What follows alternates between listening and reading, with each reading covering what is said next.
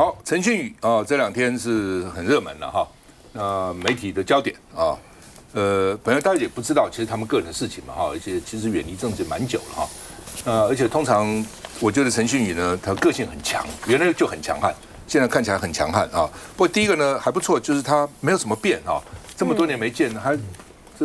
這個看起來沒有什麼變化啊，不錯哈。第二點呢，這個通常像這種事就在自己臉書罵別人，他是跑到趙建銘的診所臉書去罵趙建銘，很少這樣子的哦，所以就表示哇，這個很凶的哈，而且在50歲生日那一天哦，昨天在50歲生日那邊去哦，以前種種譬如昨日死，以後種種譬如今日生，重生了哦。那說趙建銘無情哦，而且對孩子哦，孩子明明身體有問題，居然他骨科醫生都看不出來。他自己肩膀有問題也看不出來，就叫我們光打 PRP 哦，除了打 PRP， 其他都不做哦。所以陳慶宇就去批評了哈。那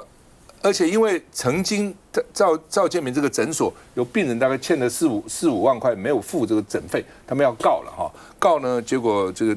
趙建銘沒去，都是一個女護理師去了哦。所以法院也有說，雖然趙建銘沒來，但是那個護理師呢本身像是女主人一樣哦，很多事情她負責等等。判決書有這樣寫的，所以媒體就去找了，說哦，這個女護理師好像是診所的女主人一樣哦，就去查哦，去肉搜這個女護理師啊。那結果呢，人家就問陳慶宇說啊，趙建銘，因為陳慶宇在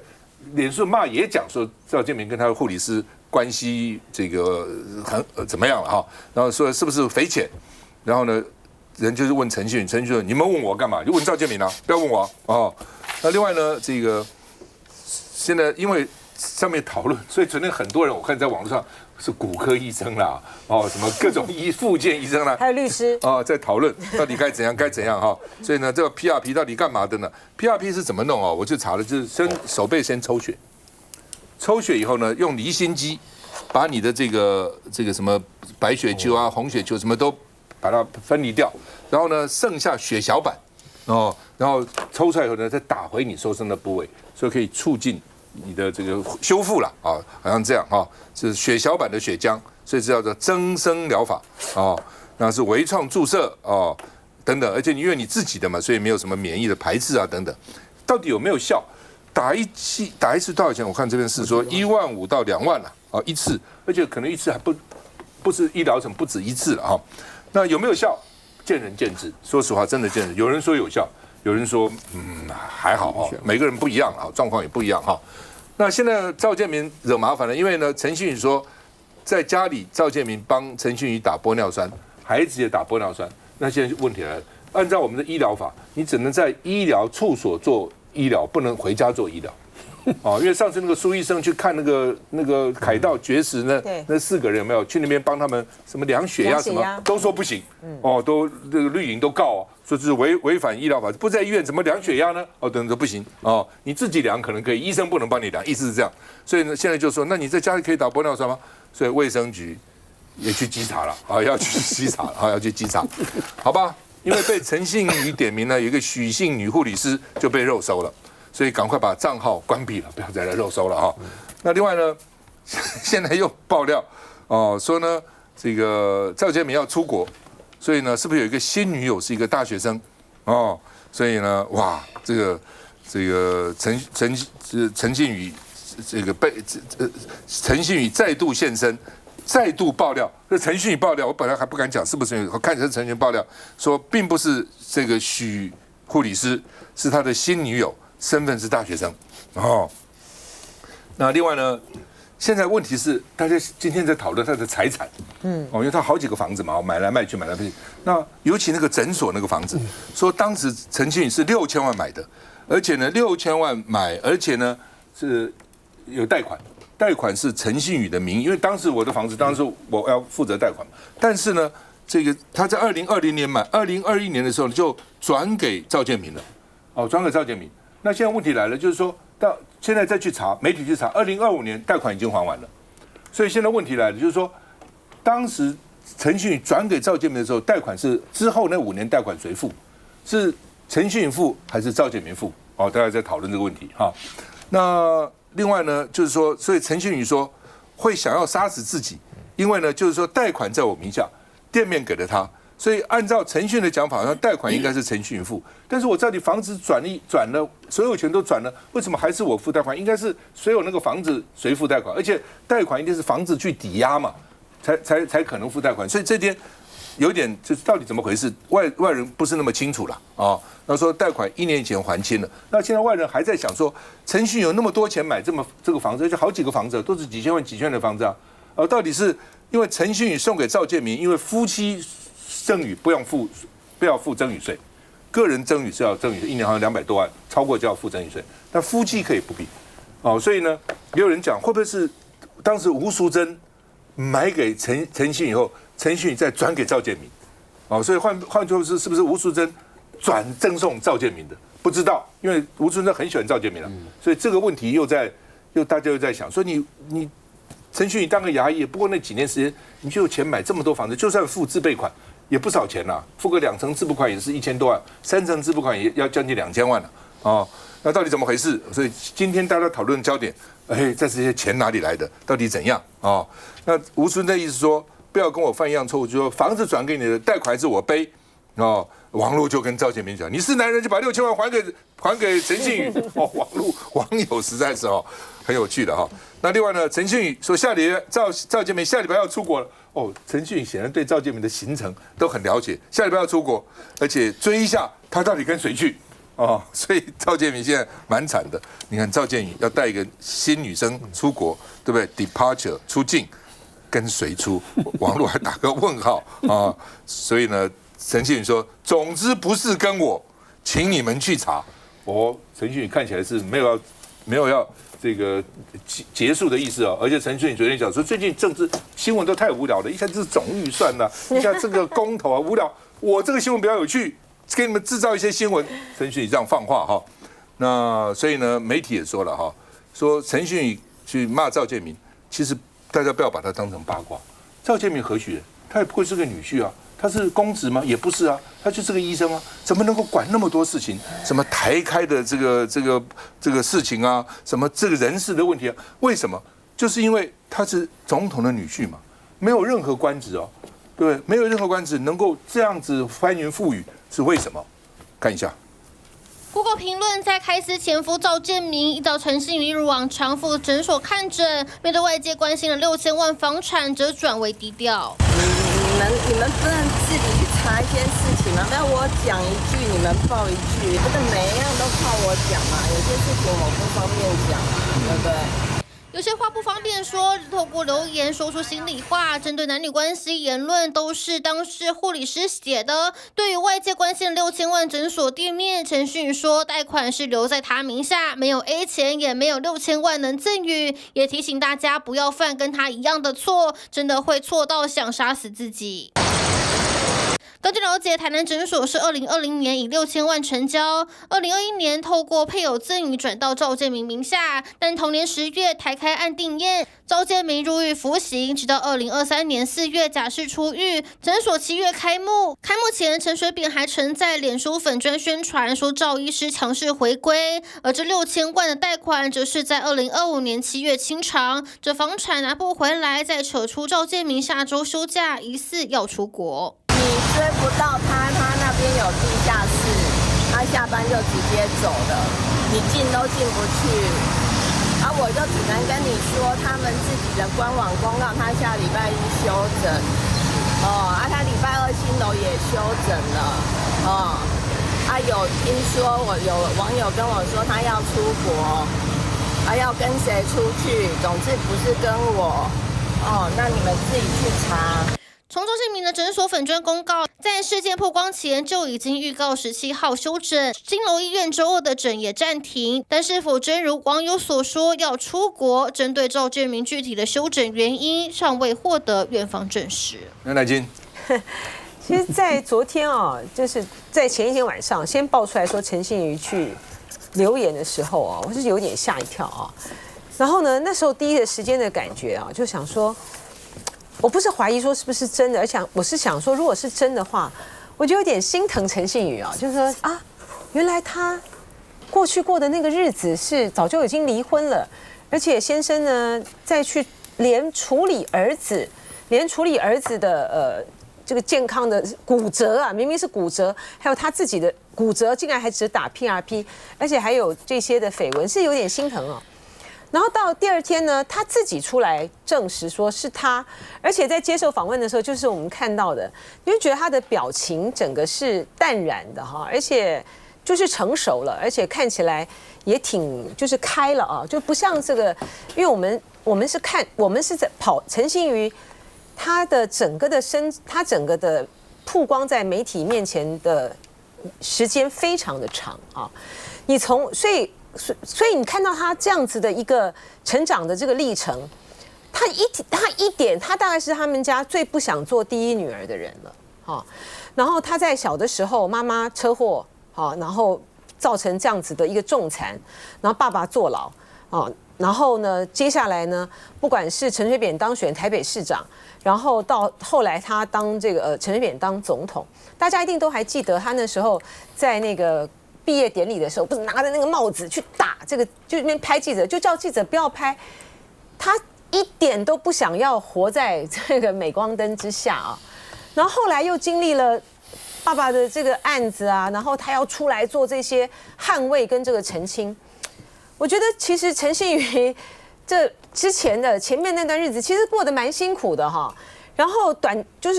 暫的，就是他跟趙建明的這個婚姻。我都還記得他那時候結婚的時候呢，那時候大家批評得很厲害啊，說他這個空軍1號去下聘嘛啊。可是呢，陳信妤跟這個趙建明呢，即便是說之前的時候，因為是他的男友，他本來的男友也是有別的女朋友了哈，就是劈腿了哈，然後他後來跟他脆了啊。而且吳尊不喜歡那個男。對，陳信妤就跟他脆了哈，然後這個趙建明呢，哇，一知道說對象是這個陳信妤是第一千金呢，所以就趕快的就展開熱烈的追求。即便是如此，我真的都記得很清楚哎，我還記得那個陳信妤跟趙建明那個結婚的時候，陳信妤的表情是很開心的。然後呢，後來陸陸續續生這個孩子啊，特別是他第一個孩子，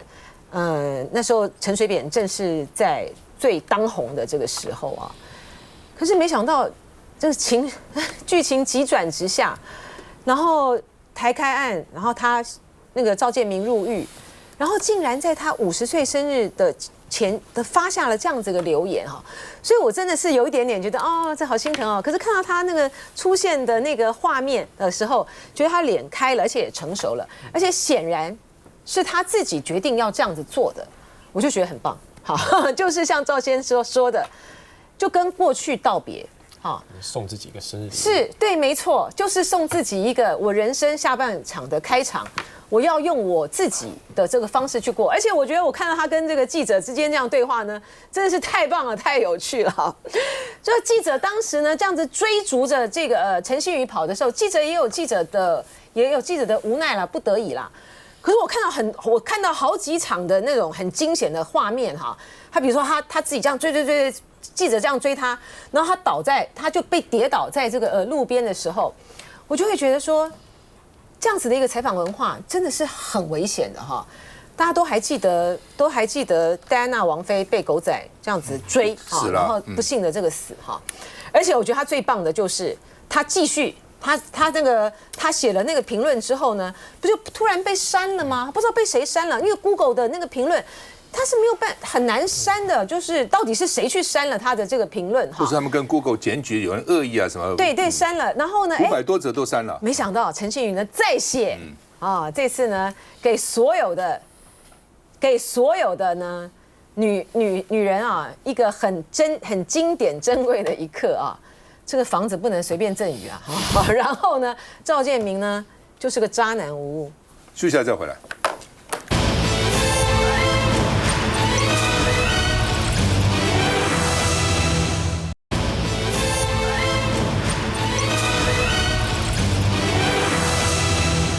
好，刚刚講哈，陳信妤逆襲哦，然後呢，而且把他昨天留言被刪除，今天新的留言說房貸是我在背，他又被留言被刪除了，而且呢，當時有500則在陳信妤後的留言都被刪除了哦，所以趙建明的診所又回到4.6顆星哦，原來昨天那個星已經很差了啊，然後又回來了哦。那為什麼挑 Google 評論去罵趙建明？哦，說呢這個網絡就說呢，因為打在最痛的軟肋上，所以陳信宇也做過研究，在哪裡能夠打擊你哦，打得最厲害哦。而且呢，他的這個程序員的留言消失以後，有1.2萬人給他按讚了，是很多的哦，也沒有了哦。所以到底誰能夠刪網絡的這個評論？哦，程序員自己可以刪，但是到底誰刪 ？Google 當然也可以刪，到底誰刪？診所好像不能刪哦。到底誰刪？大家也在討論。那因為呢，這個趙建明一直程序員談他的護理師嘛，所以呢，有一個網友說閃到腰去看趙建明，一進門傻臉說啊，台南市所有漂亮女生怎麼都在這裡啊？說6、7個護理師一個都很正。好漂亮啊！哈，怎麼都在這個地方哦？所以呢，所以他這個病人說，而且只有一個男醫生，就是趙建明哦。說看來我讀錯科了，我應該去讀醫科哦，學復健啊，學骨科哦。那謝龍介說，聽說有不少醫療糾紛哦。謝龍介說，陳信宇是很率真，應該不會說謊了啊。那另外呢，所以柯建銘婚後因為有不少的這個爆料，所以被台大切割。而且柯文哲當時也說，為什麼要他回來？哦，因為那時候 SARS 啊，很多醫生啊，大概就是在家這個怕到醫院去傳染等等。所以呢，柯文哲當時也罵了趙建銘，說我們台大醫生缺嗎？為什麼要把趙建銘搞回來啊？那另外呢，當時趙建銘因為服役的時候有待遇哦，替代役哦，所以被認為是有特權，台開內線交易哦，所以這個透露165億的利多哦，所以呢，讓趙建銘父子呢得了3517萬的不法所得，所以後來為什麼被判刑3年8個月，主要就為這個哦。他2006年，陳水扁是2000到2008年當總統嘛，2006年的時候爆發，2021年是定讞，所以入獄，2023年的時候假釋，沒有服完3年這個8個月的徒刑了哈。那假釋以後呢，又開了這個法拉利哇哈，然後呢又出事哈等等，反正哈肇事還逃逸哦等等啊，所以呢這個很多黑資料也被挖出來了哈。那另外呢，這個陳信宇曾經為了護趙建銘，罵趙建銘的爸爸哦，說恨死他了，所以我現在都是無辜的，是為了他爸爸哦等等等等哈。所以呢，當時也講說，民進黨誰沒拿我爸爸的錢？那句話爆紅，而且呢還說謝長廷沒有拿嗎？哦，我還點名謝長廷都沒有出來講一句話哦。然後民進黨的誰沒有拿我的錢？沒有一個人出來說我沒拿，都沒有哦。所以很威力十足哈。那另外呢，所以當時這個陳水扁這個陳信宇對決媒體哦，也恨死趙建銘了，自己做事自己不敢當哦。沒種承擔就不要當人哦，出來跟我對質。台開案的時候哦，然後呢，2008年陳水扁已經卸任了，我爸已經不當總統了，我是做錯了什麼要被你們這樣，對不對？然後有人還假裝病患，你們記者假裝病患來偷拍我哦，上下班買麵包都有一堆記者跟着我，所以陳信宇當時很不爽。我們看一下。診所拉下鐵門，一早就沒營業。前第一女婿趙建銘在台南中西區開業的脊椎骨科診所，在爆出被前妻陳信宇痛批無情無義後，又爆出趙建銘有不少醫療糾紛。但我們在台南，坦白講，我們也聽到蠻多的醫療糾紛呢。哦，就是說他的高名氣，基本上是來自於他是陳水扁的駙馬爺嘛。近10年，趙建銘在麻豆新樓醫院曾2度被告，一次是腰椎清創，一次是術後鋼釘斷裂，最後都獲判不起訴。而去年一起詐欺案是趙建銘診所提告的，有患者拖欠4萬多元醫藥費，其中就看到被陳信宇點名的許姓護理師擔任告訴代理人，全權委托他出庭。顯然，趙建銘跟護理師之間工作互動密切。现在3個小孩都是在你的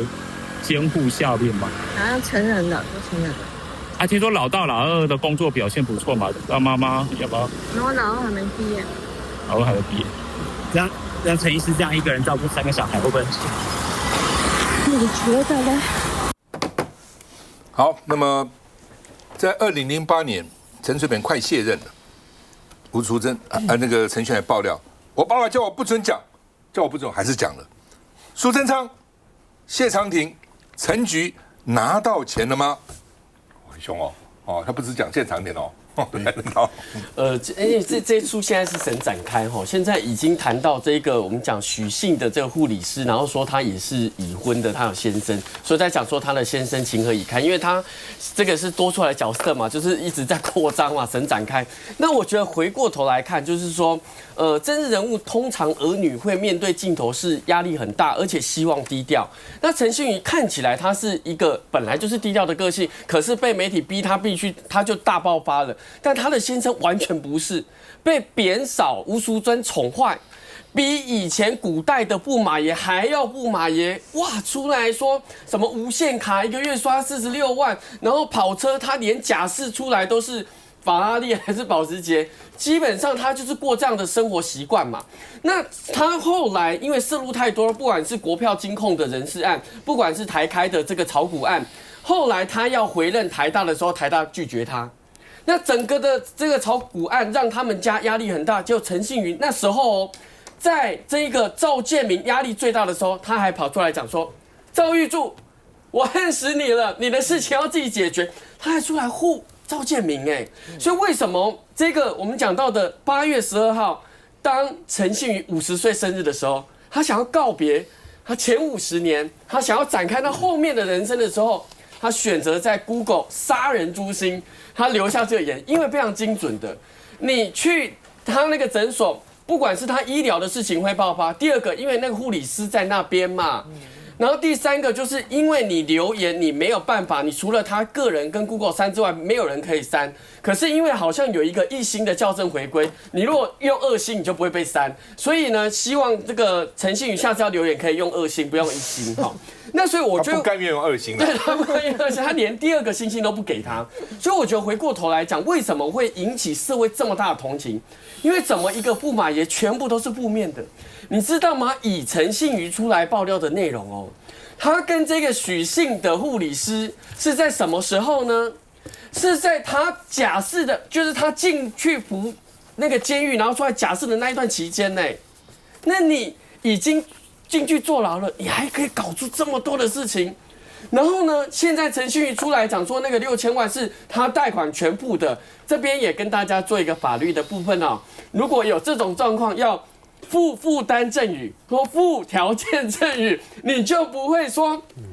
這個6000萬出去之後呢，傷了心，傷了錢財，又傷了你的一生。所以我覺得回過頭來哦，陳信妤，你看剛才的最後一個 CG 的，就上岸的最後的一個部分是什麼？他講說他3個孩子，他顧3個孩子啊。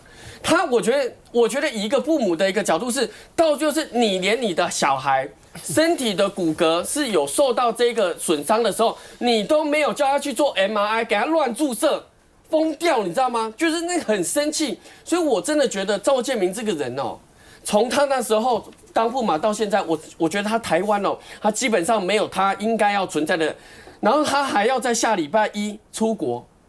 你要不要把這些爭議拿出來講清楚？你要不要對你的孩子過去的醫療你做的疏失講清楚？你要不要對這個許姓的護理師現在牽涉另外家庭講清楚？如果不講清楚，我說真的啦，大家同情陳信妤只會越來越高而已。休息一下再回來。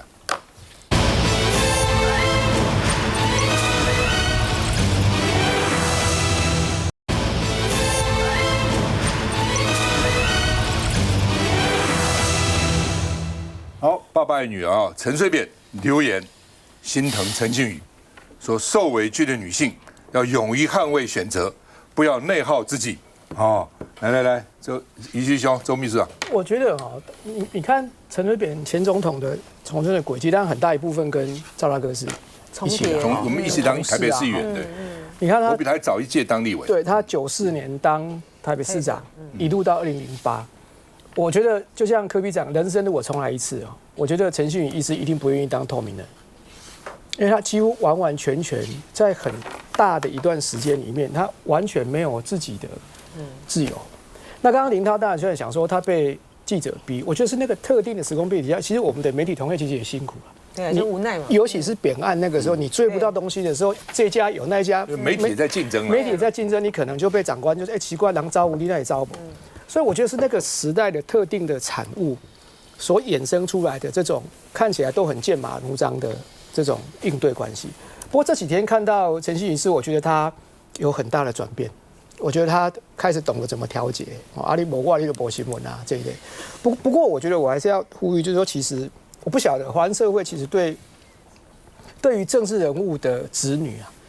通常都有一種像我們學攝影這種窺視感。好，其實不是只有我們這裡，中國大陸也一樣啊。譬如說，對於薄熙來的薄瓜瓜啦，或者說習近平的後代，都一樣。可是我覺得，其實東方社會其實可以少一點這種關注啊。好，如果因為人沒有辦法選擇父母嘛，好，因為要不然其實很多政治人物的二代是，就我側面的了解，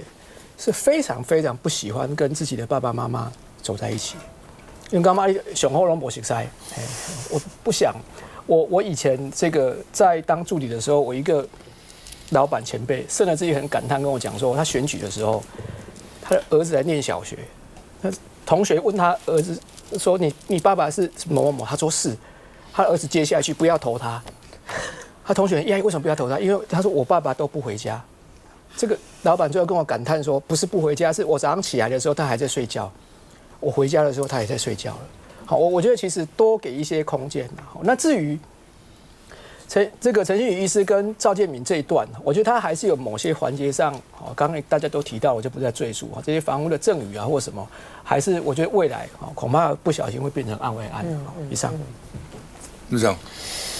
這其實陳建銘，應該說這個陳信宇跟趙建銘性質他們家務事了。那我覺得整個事情裡面最有價值的，其實剛林他有講到，就是大家的法律常識了，就是說在婚姻當中夫妻的贈與，如果你沒有先講好的話，到時候離婚的時候是不納入財產分配裡面。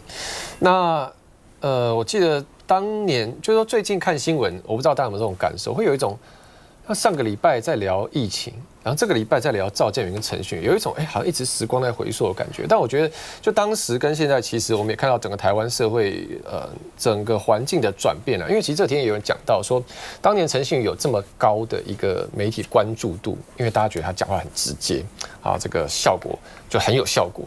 可是那是當年，其實你現在回去看陳信宇當年一些 reaction， 當然他是比較。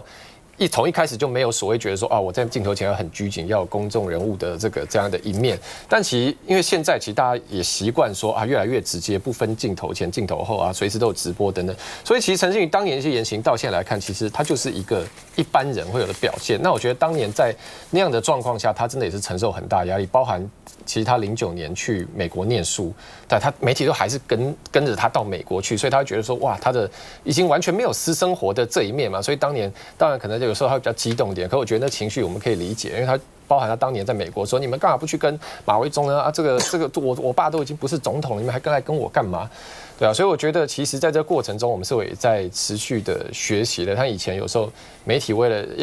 因為媒體不能自己下嘛，所以記者一定要現場要問一個當事人。可以前我們會有時候媒體會問比較直接，例如說一個災難發生了，火災發生了，然後現場問當事人說，那你現在心情什麼？其實像我們也逐漸意識到說，其實對當事人來說，可能那是一個困難的關卡。所以我覺得整體社會也在這過程中學習。來，余承雄，我最近看的時候，我覺得陳信宇大概就是很不爽，而且要让人家告訴大家說我們離婚了。從此這個把話講清楚，從此呢，這個你走你的陽關道，我過我的這個獨木橋。不過後來在他繼續在講到這些所謂的6000萬那個房子的問題、貸款這些問題，我就覺得不是那麼單純。還有講到這個他要跟大學生出國去玩，講這個他的這個前夫，我就想着不是只有那種想把話講清楚。然後呢，從此大家就是陌路人了。我認為他有包袱的味道在裡頭，就覺得我為了你，我受了很多的折磨，我非常的辛苦，所以我要告訴這個世界，你真正的面目是什麼。所以陳水扁講說，然後問他女兒這個事的時候，他說不要在傷口撒鹽巴。我感覺他的女兒是在傷口上撒鹽巴。撒鹽巴的目的就是要讓趙建銘很痛，來好洩這心中的這種多年的這種怨恨不管怎麼樣啦，看到一對夫妻到最後是這樣子分手，總是讓人家覺得很難過的了因為剛才吳崢提到那個馬維中嘛对，我就想到其實是一個很大的一個對比啦。其實這個陳信妤今天出來跟這個趙建銘，談趙建銘這些的過往開撕，不但是把我們帶到回來過去的那一段事情，它裡面其實牽涉到一個很大的是一個權力的節制就是說，因為陳水扁之後就是馬英九所以馬英九的小孩當時也在成長過程中可是因為呢，這個周美青還有他們都很保護他們的這個小孩然後最重要的是他們在應對，還有這個周美青他們身為第一家庭，他們在權力的節制上面呢是做到了非常非常極致的地步，所以說他就沒有發生這個吳淑珍、陳水扁他們那個任內怎麼會有海角七億呢？怎麼會有這麼多的問題呢？你怎麼會有一個乘龍快婿，然後這個乘龍快婿呢夾着這個女婿的一個身份，搞出一個這個趙玉柱當門神呢？所以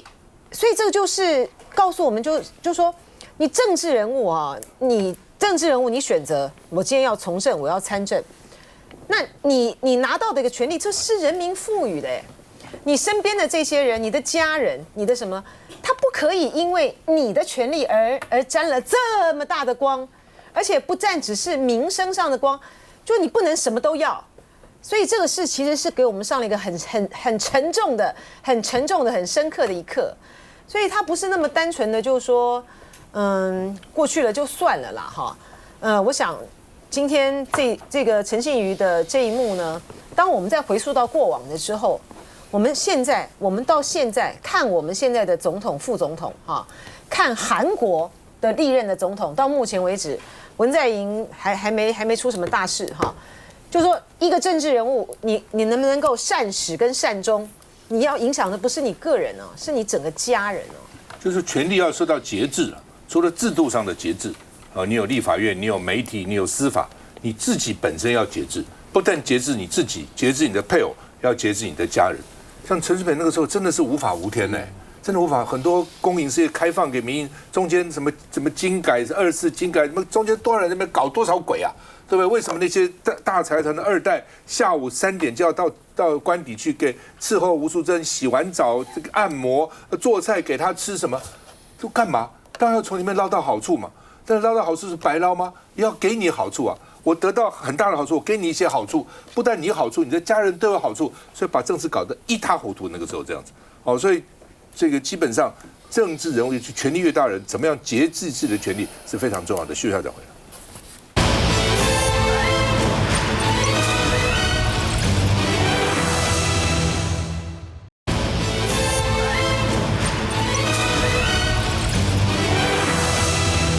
好，饶慶鈴當時呢，這個錄了一個影片賣台東的水果，去參加大陸海峽論壇，結果呢，陸委會函請內政部查處，今天內政部決定出來了，不予處分。本來是犯了什麼罪沒有你罪行法定，你就要有犯的法要講清楚哪一條嘛。所以蔣萬安說，陸委會不能這樣輕輕就好像沒處分就算了，欠饒慶鈴一個道歉我也覺得要講清楚那另外呢，這個實際不是被騙了說3000萬美金的佣金嗎？那去查這個騙人的這個陳玉軒的雜記，有一個 DPP 100萬，本來我看100萬證現金沒什麼，但是說他的這個陳律師的錢都是美金，他的錢都是美金100萬就多了，美金嘛就是3200萬了那謝龍介說應該要查清楚這個 DPP 100萬什麼意思說因為呢，這個媒體也說柯文哲小審寫了1500，就追查的要死。那現在 DPP 100萬美金查不清楚嗎？所以呢，這個洪孟楷說不要搞雙標那這是一個另外一個大家關切的話題。還有台南市當時的正副議長邱莉莉、林志展賄選案最後的定驗無罪。王陸就說不稀奇了，不意外了等等那這個蔡裕輝是國民黨台南議會黨團的發言人，他說跟民間的期待有嚴重的落差，怎麼可能都3審無罪定讞呢？都無罪，整個正副議長會選通通無罪。當時那個李全教，這個賴清德不去議會還給他判刑，為什麼現在都沒事呢？那另外呢，台南又是台南，有2場漁電共生的光電廠火警，所以有議員說這不是巧合吧？要全面徹查。為什麼呢？因為這個光電廢的光電廠連續把很多證據什麼誠興光電等等，所以因為他有欠很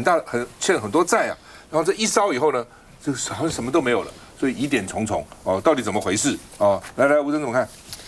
所以这個 DPP 100萬，我想沒有雙標了，因為其實我們說實在也是看媒體報道，因為我事實上還沒有看到這個起訴書的完整版，但是按照媒體的報道，就是說起訴書裡面有記一段說這個詐騙律師陳玉軒他的私人的文件裡面也是有記載一些金流的支出嘛，那裡面就有赫然出現 DPP 100萬這幾個字，那我想也沒有雙標啊，因為其實包含之前討論金化城的時候，我們當時本來就認為說，這例如說柯文哲他的 Excel 檔案應該是一些有重大意義的，所以在這個裡面出現，其實我想我們黨的態度就支持說好，那檢調來把它查清楚，因為包含在根據媒體報道，在那個 DPP 100萬出現地方，有一些人的金額前面後面有 USD 這個又沒有所以我想不管是100萬3000萬到底有沒有，那其實我們就支持檢調查清楚嘛。如果民進黨裡面真的有人收了不該收的錢，那我們也是一定是支持檢調嚴查嚴辦，我們自己黨也會去祭出一個嚴厲的黨紀處分。那因為我們前面談總預算，我可以稍微補充一下，因為剛剛大家談陳信宇談政熱，那我覺得因為剛剛大家有提到說行政院現在要提追加預算，是不是說要來挑釁立法院？我覺得也不是啦，主要是因為這一次的總預算的審查是真的比較久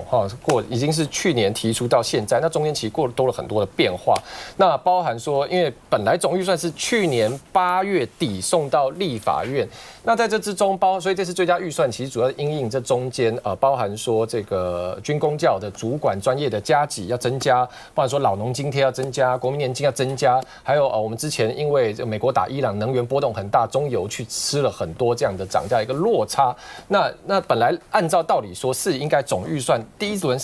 總預算過了送出立法院生效了，你再來提追加預算，可是因為現在明年的總預算又要8月底了，明年總預算也快要送到立法院來了，所以行政院主要是擔心說，那如果我明年的總預算都送到立法院了，然後這個時候我再提今年追加預算，怕整個實質上也很怪了，所以就是要在這中間可能接下來去處理這個。周秘書長，我想很快回應了。好，剛剛講到這個 DPP 100，請各位回憶一下，怎麼樣處理柯文哲小審1500裡面衍生而出的這個北檢一直不斷的透過特定的週刊在放話，有冷錢包。有把市長室的茶水間當成秘密通道，然後還說這個金華城開工的時候我常開玩笑說是咬獅子咬橘子的時候咬了1500萬，是嘎一點嘎嘛是吧？所以我覺得這第一個，我覺得就標準一致。好，不過如果真的是 DPP 100的話，那我想對民進黨來講會是很大的災難。第二個，蔡裕輝議員講對了，從1審到3審，邱莉莉跟林志展的案子，真是讓人家瞠目結舌。這個當中有保證有薪水，買房子有折扣，還有競選經費，落選還可以有薪水。我今天把林玉芳委員拉上車說，你只可以投你自己，不可以投郭信良，你只有2種選擇這樣叫做拉票，這個不叫恐嚇。問題是台南我覺得對不起總統，臭不可聞啦。你做市長被當的所在，那個重要的證人一槍被打死了，死無對證啊呢，沒有了呢。如果按照法院這種判法，那個選罷法契約可以拿掉了啦，因為他都覺得不是契約啊。再來，邱莉莉自己監聽的時候被監聽到，我提機會嘛要跟你拼，法院認定他這個叫政治性閒聊，這樣叫閒聊哦。提機會就是賣物件嘛，都買個嚼呢，就搞到議長1到3審，然後副議長哇還恢復黨籍。我覺得台南跟高雄實在是對於台灣人來講以前是民主聖地，你現在仔細靜下心來想一想，光電、88槍、美濃峽谷，你所有個土地開發，這物件已經鬧出人命的東西，怎麼都會出現在台南？記不記得2023年賴清德當副總統剛兼黨主席的時候，他講話講很粗啊，他回台南把所有的黨公職全部叫來站起來，大家鞠躬道歉，对不起，我是原始還原當時賴主席的話。但這人卡生規矩，莫我大概在，不是啊？你曾幾何時講，哎呀，這些人我無罪啊，對啊，這多麼的令人覺得這恐怖呢？而且當時黨紀好像都有對啊，都恢復了，恢復了，所以表示民進党當时都認為是有問題嘛，才會出動黨紀嘛。所以更恐怖的是這個林志展。他到現在，他的選台南市長不主委，這吳崢應該知道，也沒被聽總統的啊，他硬是贏了郭國文38票，他現在是台南市長不主委啊，所以我覺得不曉得啦，就是說不是我們很想罵新潮流或什麼機關，恁底下那種衝去報哎，這樣可以無罪哦。我再講一次，我會把林濤拉上車，恐嚇他，你只可以投你自己，你不可以投邱奕勝。啊，然後你覺得你這樣心安理得，他是來跟我拉票的，有這種嗎？那林濤。我覺得剛才吳崢講的那個立法院的預算，我真的覺得卓榮泰的態度挑釁民意，真的有夠沒品的。現在才3年1.52%，你馬上追加預算，挑釁呢？那挑釁到極點，你還講說是因為時間來不及，你當全民是怎麼樣？這是第一個回應。第二個以這個 DPP 100民進黨有夠雙標，雙標到很誇張。剛才周秘書長提到那個小沈1500。冷錢包、熱錢包，什麼區塊鏈，什麼全部都扯了，還什麼 Orange 什麼出國，那你 Orange 怎麼拼？然後裡面是怎麼含義？東扯瞎扯，然後竟然范雲今天講說 DPP 不是民進黨，叫做 Digital Product Passport， 胡說八道，出來瞎扯，你知道這有多可笑？這是一個很誇張的事情，他竟然連 DPP 民主進步黨的縮寫 DPP 都可以扯說叫做數位產品護照黨，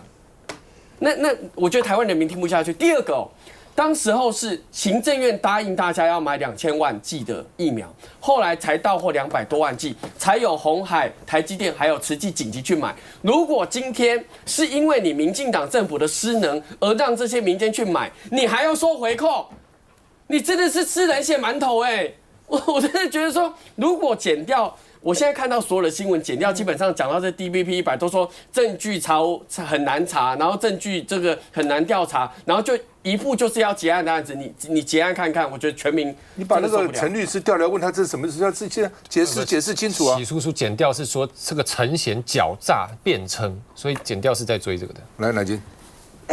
除了這個 DPP 100萬，我覺得一定要查之外，還有那個高鐵的那個100萬，到底是誰調的？還是沒有人領哎？高鐵上怎麼都這麼多錢？對呀，為什麼？就是大家以後坐高鐵的時候，我不是說看到錢就可以直接收下來啊，這樣子不對，不是這個意思，只是實在太神奇了。而且因為，對不起，這個高鐵100萬沒有人來領之後呢，竟然就有傳言說是。南部的這個政治人物，他們怎麼老是忘了錢在高鐵上？對，就是上次是300，對，就是說怎麼回事那為什麼南部的政治人物都這麼有錢？但所以呢，真的應該要查一下啦，這台灣真的是我們有付到這樣子流油這錢放在那邊都沒有人要來認領啊。不過我要提醒這個在野黨一點就是非常可怕民進黨的這個司法呢已經全部出動了我們不但看到就是有關於 DPP 100萬，到目前為止還沒有看到他們要去查，但是在查這個在野黨部分的時候呢，不遺餘力，很多的6年前的案子也拿出来，對，很多的案子呢，卢秀燕都講，這奇怪怎麼會這樣？對，然後還有呢，很重要的是，像這個邱麗麗這個案子能夠無罪，我們就等着看接下來的很多牽涉到國民黨的這個案子是不是都會有罪。來，玉芳兄。這個台南這漁電共生這個案子，其實也很值得注意。然後什麼連續2天2場火警的，怎麼會這麼巧合呢？這老天爺要幫忙也不會幫到這樣一個程度啊！這你說是這個是天災還是人禍呢？這一定是這裡來的因素在裡頭比較可能嘛？這個怎麼會着火說同一個地方，同樣的一個事項？連續着火2天，這個可能性很低啊！這個真的是需要。